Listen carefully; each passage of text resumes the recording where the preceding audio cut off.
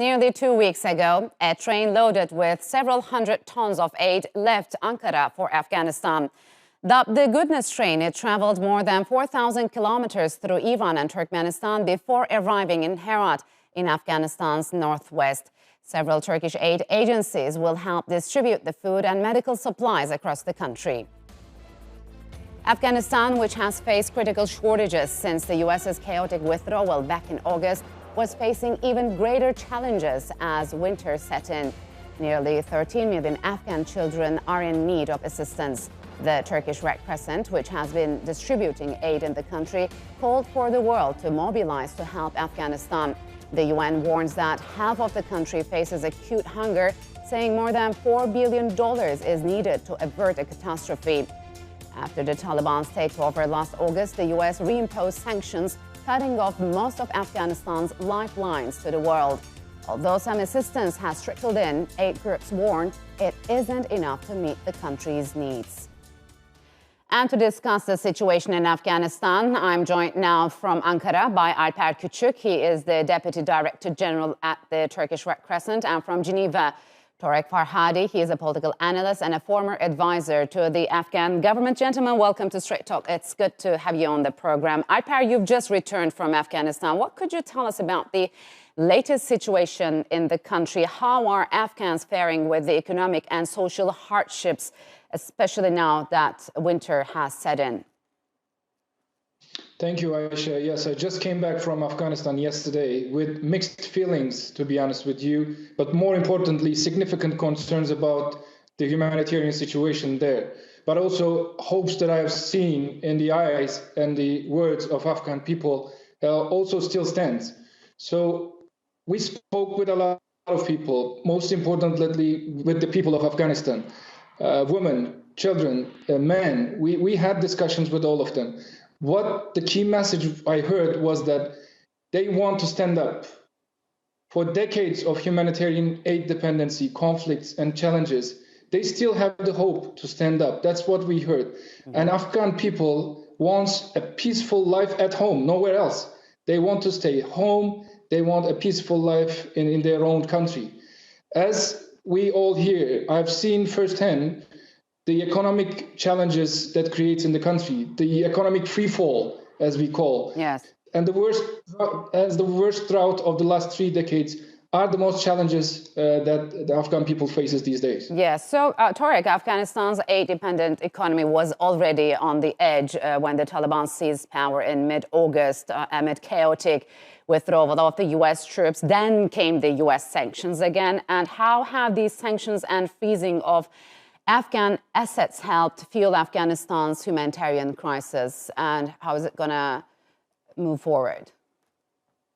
Yes, allow me to thank the Turkish Red Crescent for its interest, its friendship to Afghanistan. Thank Alper for having been to Afghanistan and having spoken to the people.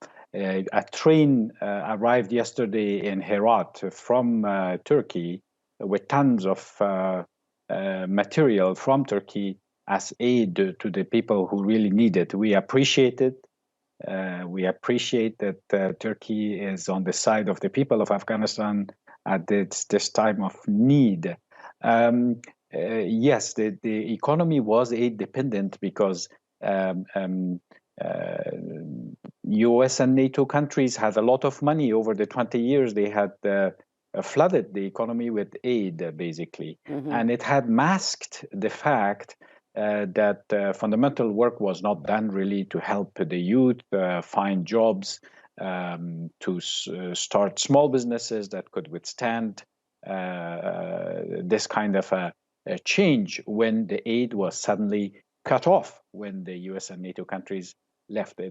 Before the US and NATO countries left, Afghanistan was receiving $8 billion in aid per year, and it went to zero. Mm-hmm. It created a government which is poor, under sanction. It created a banking system which is paralyzed, under sanction. It created businesses which cannot access their funds in the banks, and it created households that lost their employment and don't have money, and the currency also witnessed fluctuations it lost its value initially. So 8.7 million Afghans are on the brink of starvation, and 4.7 are likely to suffer severe malnutrition, most of them, unfortunately, children. Alper, what do you make of the international community's efforts to alleviate this crisis? We know Turkey sent hundreds of tons of aid, but is it sustainable?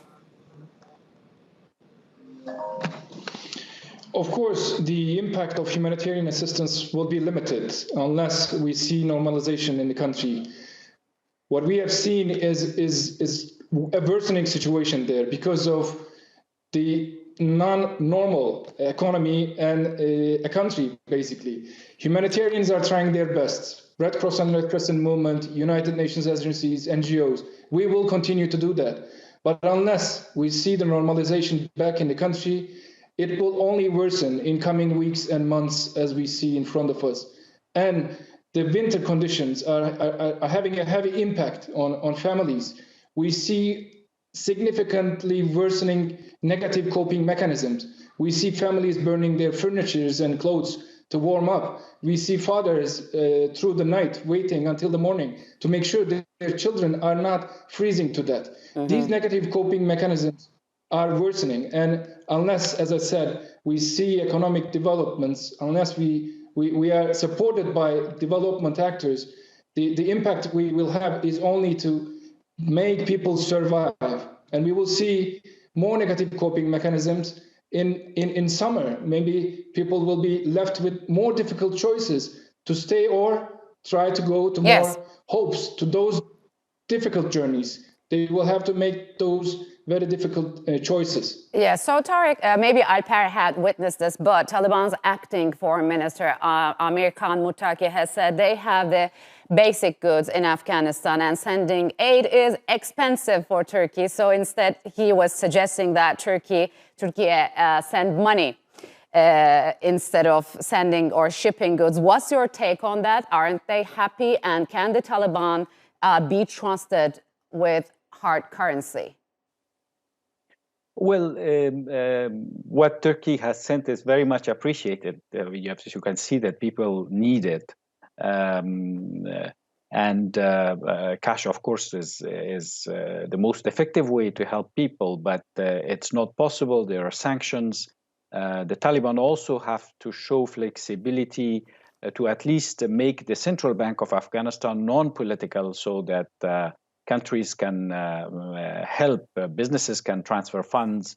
The private sector of Afghanistan, which has a lot of funds in the Gulf countries, can gain trust and send back money. So on the side of the Taliban, there are some responsibilities on making sure that part of the economic function of the government is given to technocrats and people who are not with Taliban, so that we can find a semi-solution to evade from sanctions. We're dealing with sanctions, unfortunately, and the sanctions have snowballed this crisis. The Taliban also need to show flexibility. We need to find solutions. We need to consult with the other donors. The United Nations needs to consult with the Afghan people. It's dealing with huge, unprecedented amounts of donations and money. But Tariq, what kind of flexibilities you're talking about here? On the side of the Taliban, what I have suggested that they must make the central bank non-political. So they must bring people who are not Taliban, so that the bank can evade the sanctions. They have to ring fence the central bank and put technocrats there. So at least the central bank can function normally.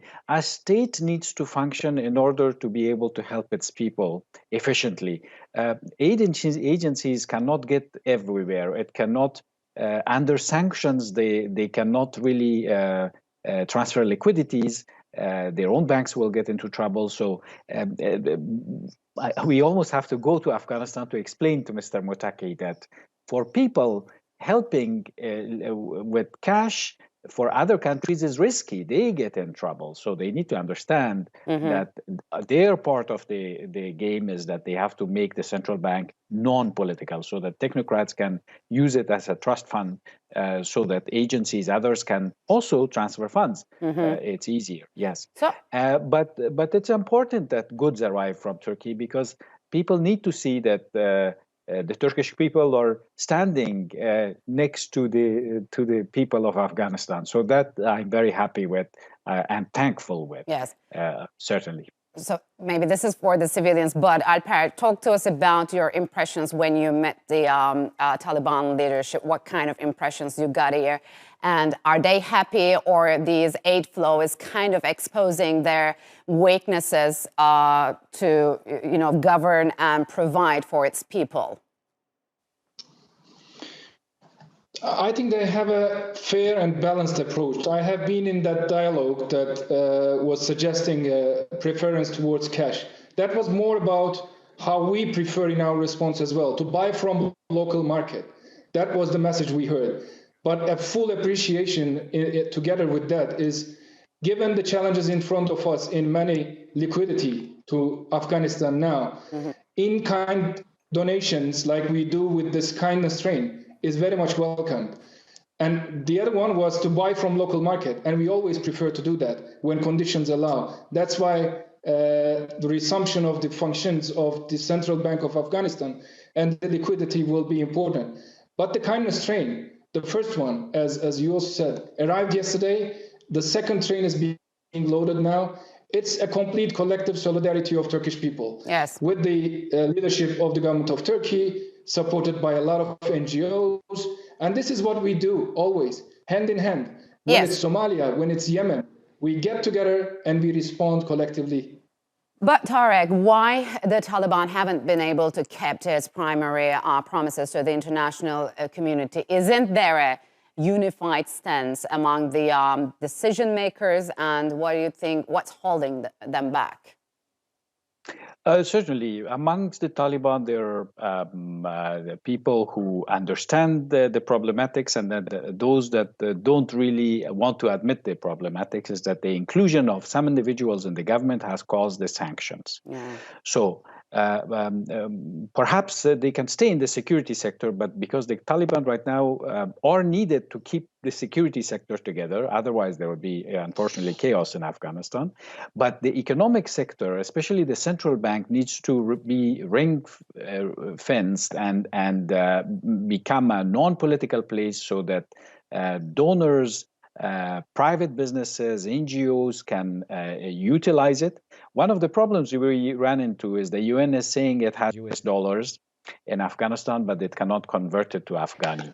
The reason for that is this: it cannot go to the central bank, which is under sanction, to buy Afghanis. So it has to go to the market. So this creates fluctuations in the Afghani rate. So and also the central bank needs to have the ability to print some currency in Afghanistan, which now the currency is very old. So we have to explain to the Taliban, and we, the Afghans, have to accept our role to go and explain that even for them, it's better that part of the government becomes non-political. All right, gentlemen. Unfortunately, we'll have to leave it here. Thank you very much for joining me on Straight Talk.